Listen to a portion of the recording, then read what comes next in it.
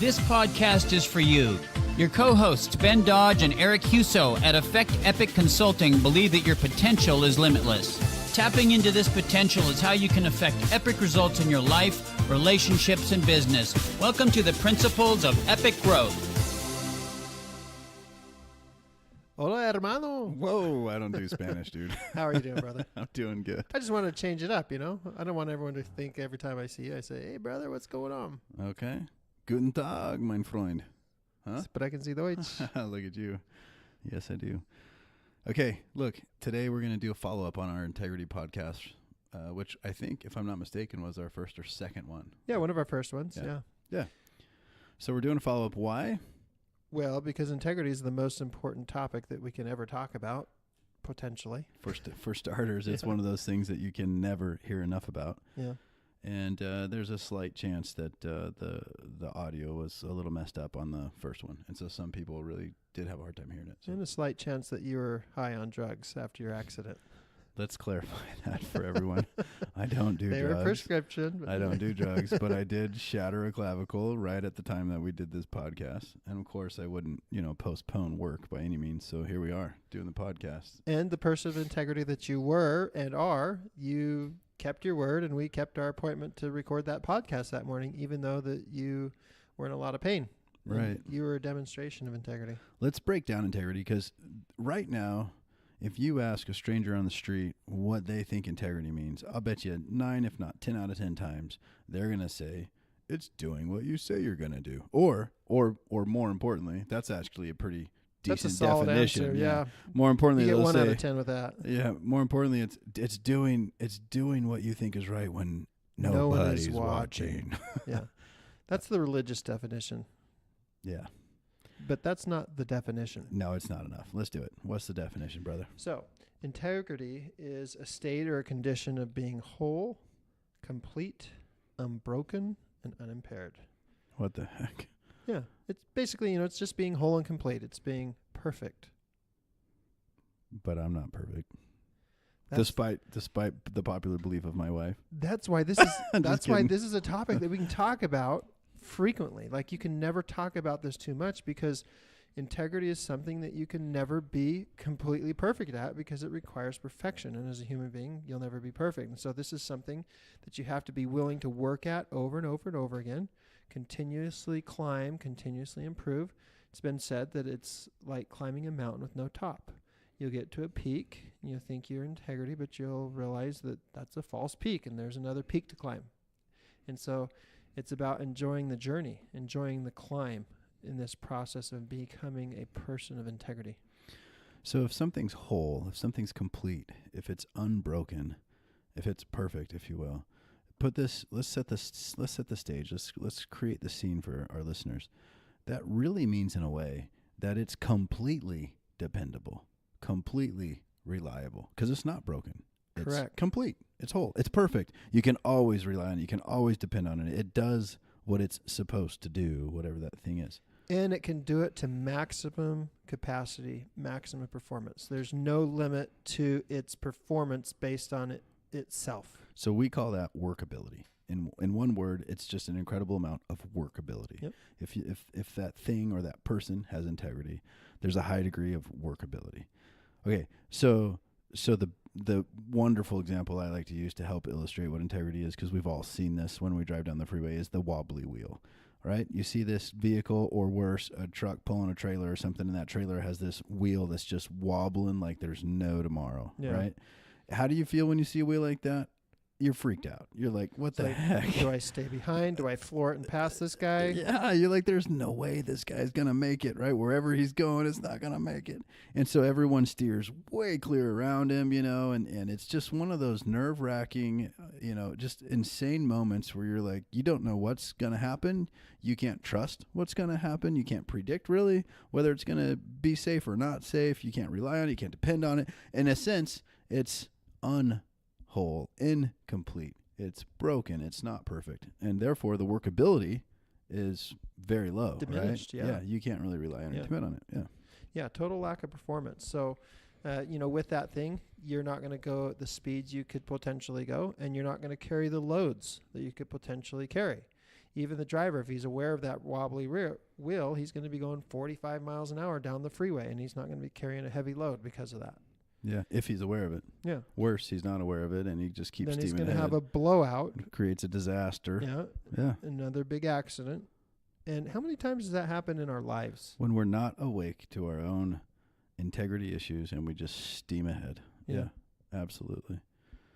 Absolutely. So when I'm out of integrity, how can I come to an understanding? How can I come to a knowledge of the wobbly wheel in my life? How can I recognize I'm out of integrity? That's the $1 million question. Hopefully you've got a spouse that can help you out. Hopefully you've got a coach that can help you out. You have a mentor that can help you see some out of integrity behaviors, because of this idea that, integrity is doing the right thing when no one is watching, this moral definition of integrity, that it's kind of a religious virtue. Nobody wants to admit that they're out of integrity. Nobody wants to admit that they're a bad guy. In fact, they get really defensive. Yes. If you point out an integrity issue, that's super defensive because they take it on a moral level. No, I'm a bad person. This person's accusing me of being a bad person. I got a great example about that when we get to it, about how you can do bad things and be in integrity. Yeah. Because it defines integrity better. And so you have to take integrity as its true definition of honoring your word, of being whole and complete with your word. It's not a moral issue. And if you can separate the moral issue from the real definition, then when someone calls you on out of integrity behavior, you can receive it for what it is. And you can use that as some great accountability, some great feedback, some great coaching. Yeah. So Mr. Jensen, he was Michael Jensen, professor at Harvard, stud guy. Absolutely incredible person. So Professor Jensen, he wrote an article, and we'll provide some sort of link to it for you in the notes on this podcast, because essentially he goes through the 6 different versions of integrity, but he captions the whole article in one sentence. And we're going to talk about this whole honoring your word and keeping your word thing, because there's a difference between keeping and honoring your word. And here's what he says. And this is worth just saying it slow and probably repeating it so that you can get it. Integrity is a matter of a person's word, nothing more and nothing less. Integrity is a matter of a person's word, nothing more, nothing less. So that's what we want to break down together, right? So we want to talk about it tonight. Today. We want to talk about what it means to say that integrity is nothing more, nothing less than a person's word. And so, again, a reference to the article, go read it. It's only, 3 or 4 pages at most. It's really good, but there's different versions of what it means when you give your word to something. The most common one, and I think we'll focus probably a lot on that tonight, is saying you're going to do something or be somewhere or be something or whatever, and then doing it, right? That is demonstrating integrity. So when you give your word to something, it could be a commitment of you'll get something done, or it can be a commitment of you'll be at a certain place at a certain time, or whatever it is. That's giving your word in a statement, basically a declarative statement. You're making a declaration and you're saying something assertive, like I'm going to fill in the blank. Then if you're a person of integrity, then you'll do that thing, right? But we're not perfect. It doesn't always happen. So life happens. So life happens, and you can't keep your word. You've just given your word, but you can't always keep your word. You can still maintain integrity by honoring your word. So let's do a real life example about tonight and how you breached your integrity. Yeah. Well, actually, you didn't keep your word, but you maintained your integrity. Correct. So what happened, Eric? So we had an agreement that we would be here recording this podcast at a certain time, and I knew that in my calendar. And so when people were requesting appointments, this appointment is later in the day after working hours, and people were requesting appointments at the end of the day, I made it really clear that I had to leave at this time so that I could be here to record. And I had a 5-minute window too. So I know it takes 10 minutes to drive here. And so I said, I need, 45 minutes. I need to be gone. giving me that 5-minute window. And they said that would be fine. And so we spent some time together in this appointment, and I looked at my watch, and it's 45. I'm like, okay, hey, I know, it's been great, but I've got to go. I have an appointment that I've got to be to at this time. And they said, great. So we shook hands, got up. One more question. One more question. One more question. One more question. Right? And that took a couple minutes. I'm walking down the hall, and a coworker says, hey, Eric, I need you to look at this and this and this. I'm like, well, I will do that in the morning. I've got to go, but I just need this real quick. I'll call you. But, that took another 30 seconds. And then, I'm driving down Higley Road, and there's a thunderstorm, and the traffic light is out on Higley and Elliott. And there's a policeman there directing traffic. And so I'm stuck there for another 3 minutes as the policeman is offering to let the cars go through the intersection. So lo and behold, I look at my time. It's 4:58, and I had made a commitment to be here at 5. And I knew I wasn't going to do it. And so I immediately said... Wait, let's pause. Oh, okay. Let's pause. I'm going to summarize that very long story. We had a commitment to meet at a certain time. He didn't show up on time. And did you hear all the excuses I made? Yeah, it was all those great reasons it why was I couldn't painful. keep my word. Look, and look, I know you did it on purpose. It was wonderful to illustrate all the reasons why you want to justify why it was okay that you were running late. Who cares? Excuses, right? It's all bullcrap. Yeah, in the real world, it's all stuff that I use to justify my out of integrity behavior. Yeah, it's just nails on a chalkboard, man. To listen to somebody make excuses and about something. And we all do it all the time. Exactly, all the time. Well, they're good excuses. Yeah. So short story. At this point, he's missed the appointment. Yeah. He's already broken his word. So by default, you're going to be out of integrity, unless you can honor your word. You might not always be able to keep your word, and that's going to take practice, by the way. You got to know when. What is it, that old song by Kenny Rogers? Come on. You gotta know when to hold them. You got to know when to give your word. And frankly, we all give it way too often. We overcommit, and we always say you got to be really careful. In fact, Michael Jensen talks about that in the first couple paragraphs of that article about, hey, look, you've got to be really careful and selective as to when you give your word. Now, giving your word doesn't necessarily making a declarative statement like this was, but just know you got to be careful when you give your word. So at this point in the story, be intentional. I like that word. Be intentional when you give your word. That's right. Be intentional when you give your word. When you have clear intentions and you're clear in your commitments, look, that's not some plug. That's just absolutely incredible principles to know and to live by. Go back and listen to the intention and to the commitment podcast. So, but when you're clear in your commitments and clear in your intentions, then you can maintain your integrity by honoring your word, even though you couldn't give it, you couldn't keep it. But yeah, but the first lesson here would be careful when you say something. Yeah. Don't give your word if you don't think you can keep it, because otherwise you're the wobbly wheel. Sure, I'll be there, and you already know you can't. How many times does that actually happen to us all the time, right? All the time. All the time. People say it all the time. Yeah. They know they're going to be late, and they don't even care. They don't even bat an eye. Yeah, I'll be there. And they know it's not going to be possible for them to be there. So this is what we're talking about when we talk about how so many of us live out of integrity but don't want to admit it because we see it as a moral issue. When you see it as keeping your word, honoring your word, then you can recognize, oh man, I'm totally out of integrity. And it's not I'm a bad person, but it's I'm out of integrity and I've got to clean up the mess that I've made. So here's the second principle. He's about to tell the next story, but the second principle is if you find yourself in a position where you can't keep your word, and listen, you're gonna be there. Like, we're human. So first of all, just be awake and open to the fact that you probably suck somewhere with integrity. You just do. We all do. There's some area in your life where you're just not that great with integrity, and it's a struggle, and you got to be open to that. And that's how you can start to find those areas if you're at least open to figuring that out.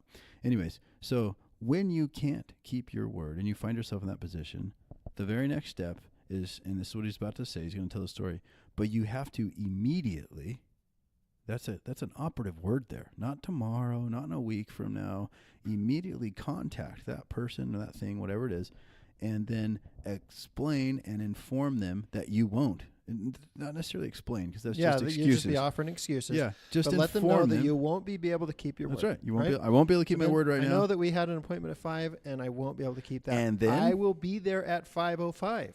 And then And here's the challenge, okay? This is where we make a mistake. this is the best part. It's not just acknowledging that you are out of integrity, that you're not keeping your word, but it's to clean up any mess that you've caused this person. So, See, and that's real character right there. yeah. That's the meat, right?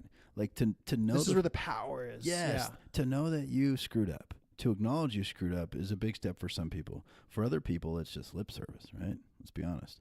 Some of them are so good at just, oh yeah, sorry. Made a mistake. Yep, sorry. I just pooped on your lawn. Dude. Yeah, if somebody pooped in your yard. Why would they do that? Like, You really want me to answer that's that? such a weird example. I don't want to know where that thought came from. But okay, let's roll with it. So yeah, somebody takes a dump in my yard, thanks. And they're like, yeah, sorry. Clean up the mess. If you're really sorry, clean up the mess. So there it is. So you immediately inform the person, and then you offer and insist essentially on helping clean up whatever your breach of integrity caused in terms of a mess. Yeah. And in most cases, if it's a minor thing like this, it's not a big deal. It's not a big deal. Okay, 5 minutes late. So my text to you back was, okay. Yeah. Thank you for letting me know. Yeah. Yeah. Yep. But in other cases, like if you're trying to catch a flight, you can't call the airline and say, hey, I'm running a little bit late. I had a long meeting and I'll be 5 minutes late. Can you hold the airplane? Sorry. Okay. There's certain things that can't get cleaned up like that. And so when we're out of integrity, we don't take advantage of the airlines because we know that there's no rationalization and justification that the airline will consider to hold a flight. But we do this to the people that we care about the most. In my own personal life, I found that with my spouse and with my children, I'm more out of integrity than I am in my business relationships. Mm-hmm. Okay? Because for some reason, I think that they will be more forgiving of me. So, like, I would never just not show up. I would never just not show up to a work appointment without, if I'm going to be 30 minutes late, I'm not going to just not show up to that for 30 minutes. But how many times have I given my word that I'd be home at a certain time and I'm 30 minutes late getting home? So I have a good example with that because this happens to a lot of us. We're working, something happens at work, or we just get caught up working and it's not even an emergency. We're just kind of in the zone, right? Mm-hmm. We're just nailing it. We're hammering it. We're crushing life. We're just email after email, phone call after phone call, client after client. Hours roll by and you realize, hey, I told my wife I was going to be home at 6 tonight or whatever it was. And now all of a sudden you realize you're not going to be home until, and it might sound simple, like 6:20.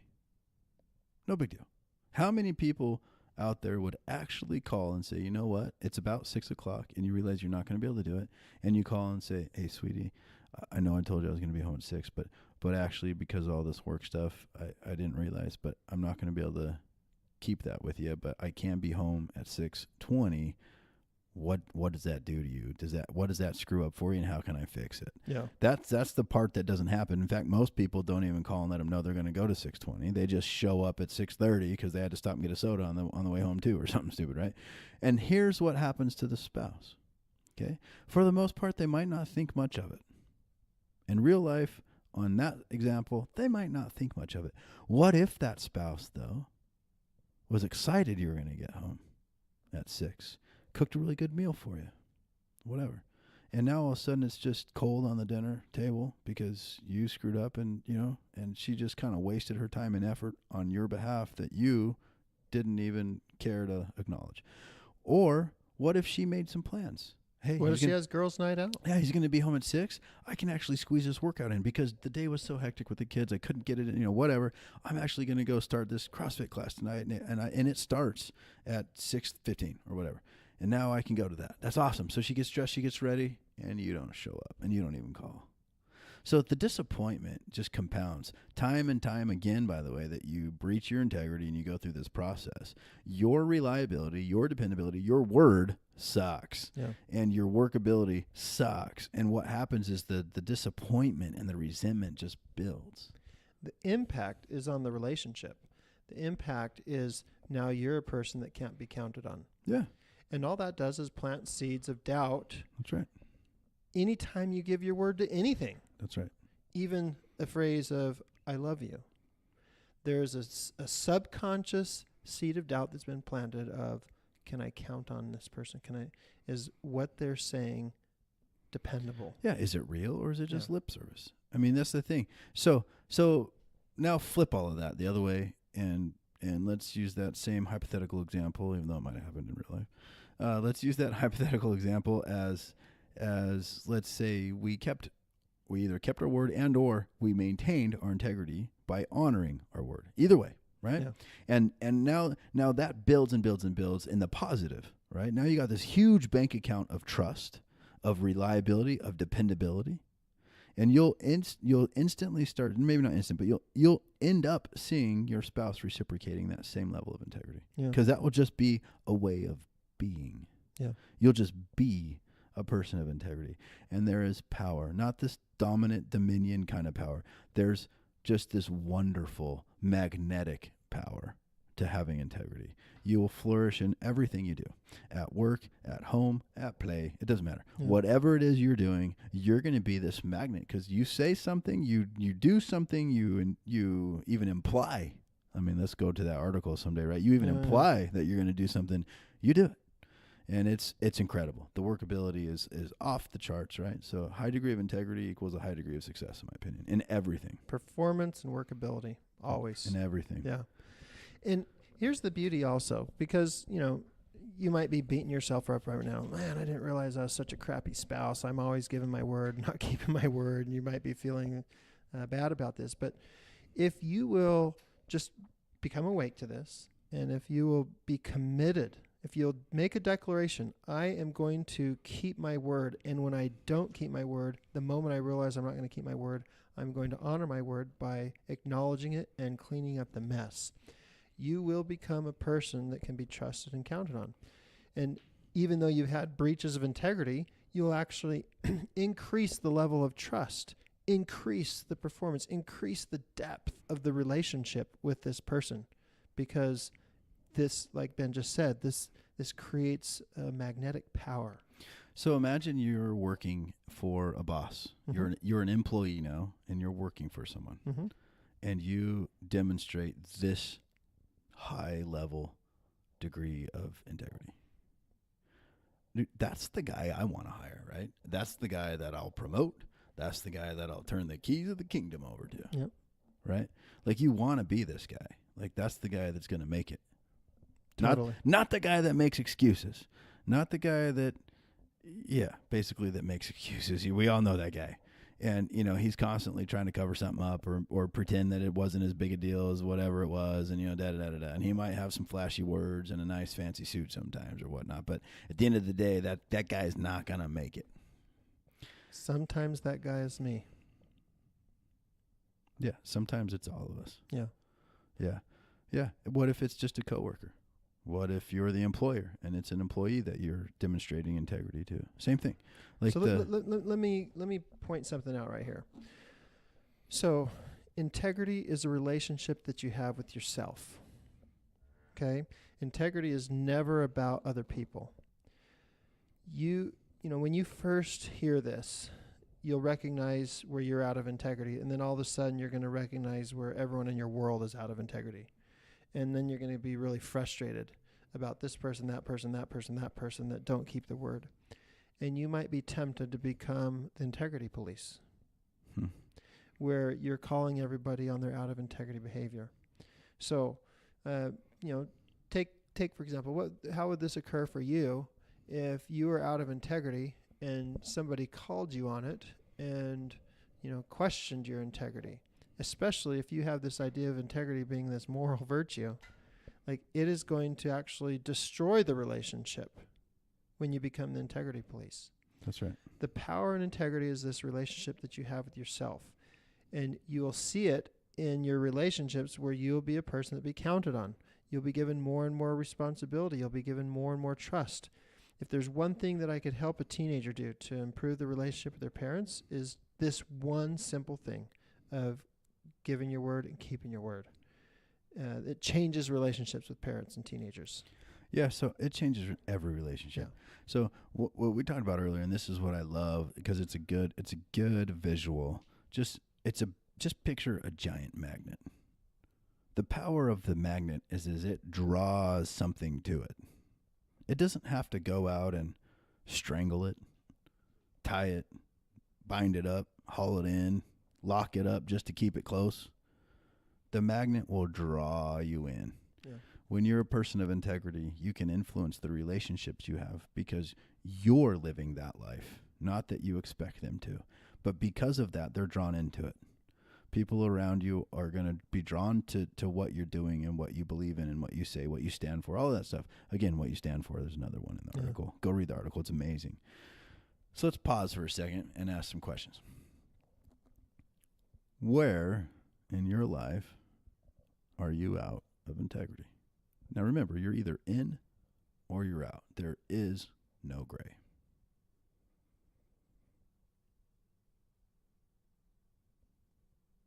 Yeah, so, the silence is good. Think about that. Where in your life are you out of integrity? Where do you not keep your word? Or where do you not at least even honor your word when you're not keeping it? And then a follow-up question to that would be,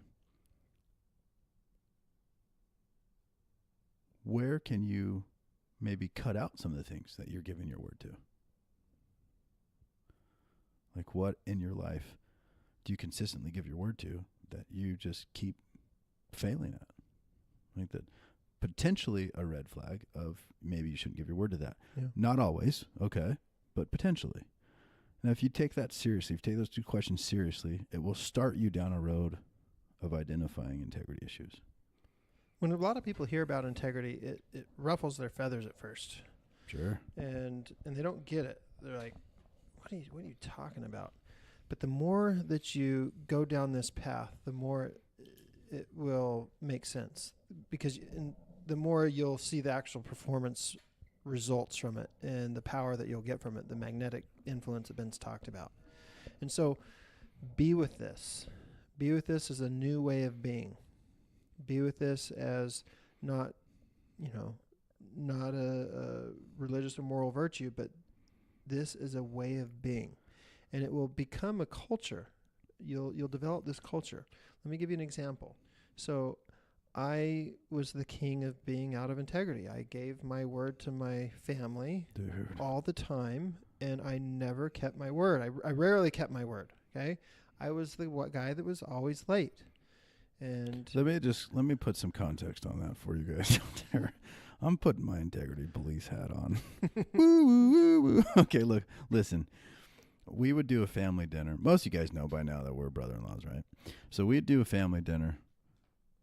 And no joke, this clown would show up an hour and a half to 2 hours. No, yes, not that late. No joke, dude. Past the time we were supposed to start. Definitely past We the all time. had kids that needed to eat and get home, and some of them, the kids are challenging, right? Like I might have one of those. Mm-hmm. And I'll tell you, it was, this has been a personal thing for me, right? Integrity has always kind of been a thing for me. It's nails on a chalkboard to be in that scenario. I'm like, where is he? Like, and he'd come in like it's no big deal. What do you mean? So sorry. It was I was blind. It was very, subconsciously very selfish. And we've all been there. Yeah. And so when I became awake to this, it was, like frightening, like, holy crap, like I'm a turd. Like I have just been a total self-centered putz, okay? And I became awake to this. I became aware of it, and then I just focused on being really clear with when I would give my word and when I would then I would do everything in my power to keep my word. And then when I couldn't keep my word, I would acknowledge it and clean up any mess associated with it. So, I would share the results of this with my family. Not wanting to become the integrity police, I wouldn't, call my kids on out of integrity behavior, but I would just talk about some of these out of integrity behaviors that I had. And I would ask them questions about some of their experiences with me being out of integrity. And then, they saw some of their out of integrity behaviors. Now they've made choices to live with integrity. And so it's really clear, like if my kids and I have an agreement and they don't keep that agreement, all we have to do is just say, hey, are we in integrity? And it's a quick acknowledgement. Oh, no, I'm not in integrity. And then the mess is cleaned up. And so now it's been really cool because, even my kids will tease me and joke with me and banter with me if they sense that I'm out of integrity in any way. Oh, that's awesome. Dad, you're not keeping your word. I love the transition. The shift has been powerful in your family and inspiring. It's really cool to see. And we still have a long way to go. Well, everyone does. But to see the teenagers and the kids in your family live and adopt these principles and it become a culture, man, it's awesome. It really is. Look, he said something that really triggered. Eric, you said you would have an agreement with your kid. Agreements are probably worth talking about someday on a podcast, but the short version, of course, is you can't manage people. I mean, I love it, and yet I cringe every time I see somebody's job title. Oh, I'm a manager. Like, you don't. That sucks. You don't manage people. You can't. It's like herding cats, man. You don't. But you can manage agreements. Yeah. Make and keep agreements. Don't dictate. Don't demand. Don't command. Make an agreement with someone, and then manage the agreement, and live with integrity. And that's powerful. Again, we can do that some other day on a podcast, but powerful. Yeah. I love it. And it's a skill that your kids will develop. It's a habit that they'll develop. I don't want to use that word habit now. It's a skill, a talent, a tool that your kids will develop. So with that, let's talk about some industries that really suffer from out of integrity behavior. Oh, yeah, baby. Is that an invite to rant a little? Or So let me start off. So, a couple weeks ago, I had the privilege and opportunity of being with this national corporation. They invited me to come talk to all their employees and had a really great experience. They did an employee survey and found that trust was really lacking. And it was a shock to them. And so as I was talking to some key stakeholders in their executive team, found out that there was a problem with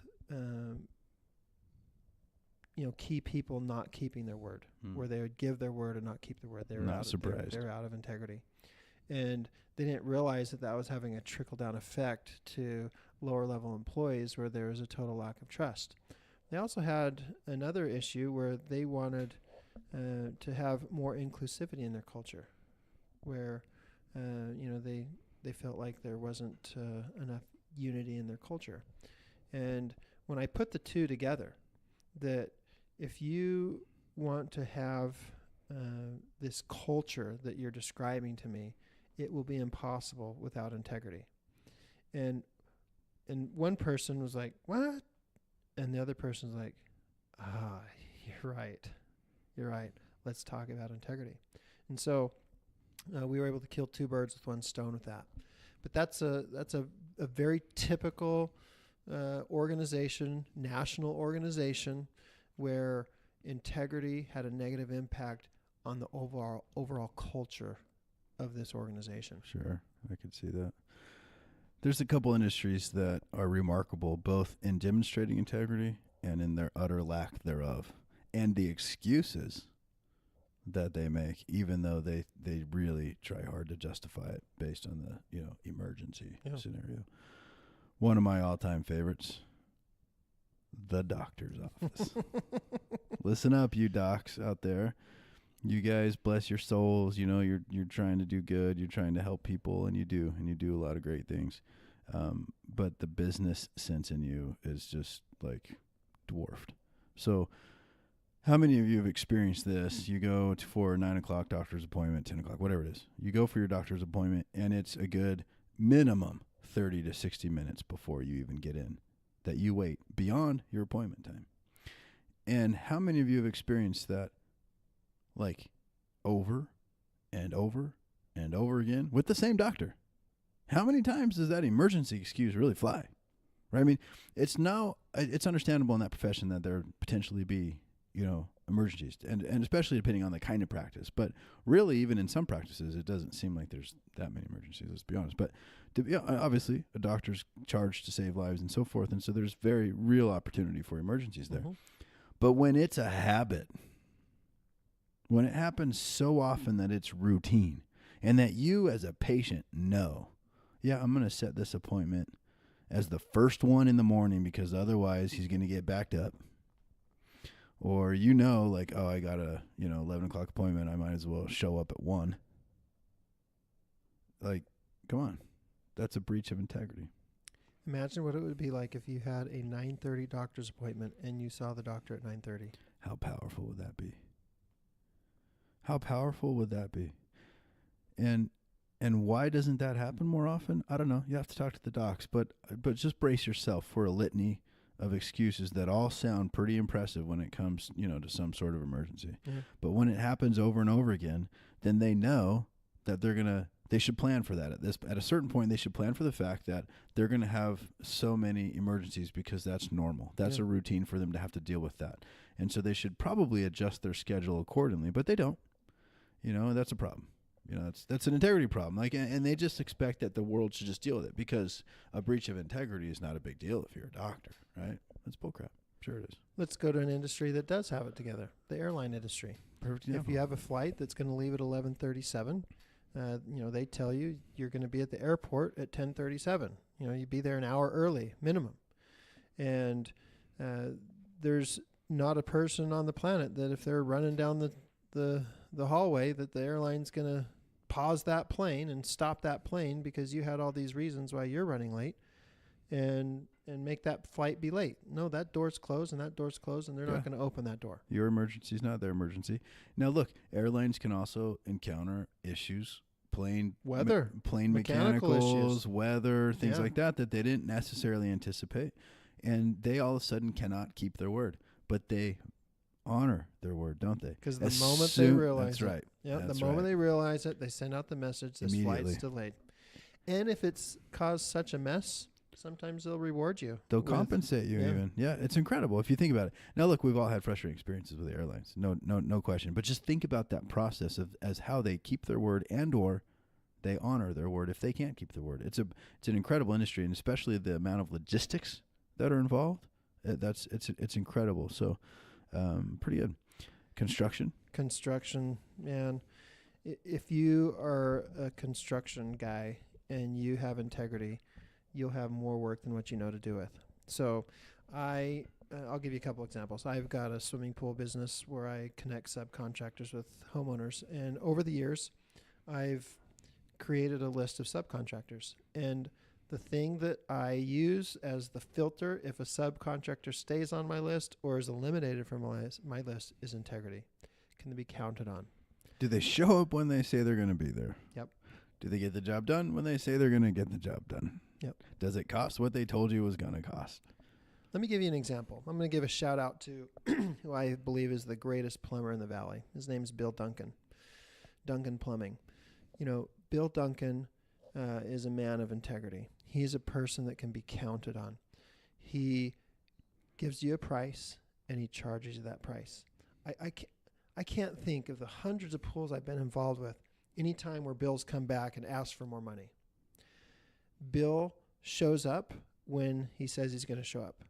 And maybe I can think of 2 or 3 times in the last 18 or 19 years where he hasn't shown up and he's let me know that he wasn't going to show up. Hey, my guys got stuck on this other job. It took a lot longer. Sorry, we're not going to be able to come tomorrow. We'll be there on Thursday. Okay, so he's just always like that. Another thing about him where he's a person that keeps his word is, it's really typical in the construction industry to blame another subcontractor. If there's a problem, well, it's not my fault. It was the excavator saw. It's not my fault. It was the rebar guy's fault. It's not my fault. It's Right. it's always somebody else's fault. They're always kind of casting blame. In 19 years, I've never had Bill blame anybody else. If there was a problem, if there was a leak in a pipe, he didn't blame the electrician that stepped on the pipe and broke the pipe. He just came and fixed the pipe. If there was a leak in the filter, he didn't blame the manufacturer of the filter. He just came and he fixed the leak in the filter. It's incredible. Okay? Yeah. Complete ownership, complete person of integrity. And because of that, I'll give that guy my work all day long. Yeah, and there's the key. If you're a professional out there, if you want, again, that raise, that promotion, or if you're a business owner and you want more work, just live a high degree of integrity, and it's a magnet. It'll come. You can have all the work you want to. You can stand apart in this filthy world that we live in just by demonstrating and living with integrity. That's it. You want to, everyone spends how many millions of dollars on ads to stand out, and all they have to do is live with integrity instead. Joking. That's amazing, right? Yeah. I love this thought here. Maybe we should wrap this up soon too. So there's no such thing as time management problems, right? Come on. How many people have had a time management problem? Oh, I don't have the time for that, or I can't get to everything, or da-da-da-da. There's no such thing as time management problems. How do I get everything done? I've got all this and that. Only integrity problems. Yeah. That's right. What you've given your word to and whether or not you're keeping your word. That's the problem. It's not a time management problem. You got the same 24 hours in the day that we got. It's not a time management problem. It's an integrity problem. Yeah. What are you giving your word to, and are you careful about that? Are you intentional about that? Are you even awake to the fact that you're overcommitting and giving your word to too much stuff? And do you have the integrity to keep that word? That's the other thing. Maybe you're not overcommitting, but maybe you just don't have the integrity to actually keep your word, or at least honor it when you can't keep it. Yeah. Your word is your most powerful tool you have as a human being. Your word is what really separates you from every other mammal on the planet. Your word is your ability to create, and it's a marvelous, magnificent tool. You can create. Think about it. You can create with your words. That's how powerful words are. That's right. You can say something, and it will get done. JFK, we're going to put a man on the moon by the end of this decade. Those words created putting man on the moon. Okay, that was the foundation for that. One of the, you got to be careful of this idea of, you want to maybe overpromise. I've been listening to some of Grant Cardone's stuff and love a lot of his stuff. One of the things that he says that I disagree with is when he talks about taking massive action. He's saying when you take massive action, you're going to have a new set of problems. And the new set of problems is you're going to have 3 appointments at 5 o'clock. Well, that's a problem. And that's a problem that you're not going to want to have, because for the 2 people that miss their appointment with you and are pushed off, you're not going to be a person that can be counted on.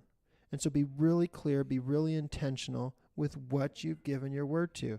Never give your word to something that you know you're not going to be able to complete. That's right. Honor your word. First, keep it. Second, if you can't, honor it. Yeah. Be a person of integrity. We talked about a way of being. Think about that. Let that marinate with you just a little bit. Be with that thought for a little bit. Living and demonstrating integrity as a way of being really means that that's something that becomes just a part of you. It's who you are. That's what you want right there. You want to be that guy. Yeah. All right, guys. It's been fun. All right. Get out there, kill it. Make sure you take the time to think about those questions. Those are really powerful, a little bit life-changing for you to think about where you're out of integrity and whether or not you give your word to too many things. So be clear. Thanks for listening to the Principles of Epic Growth podcast, your path to epic performance and life with incredible growth.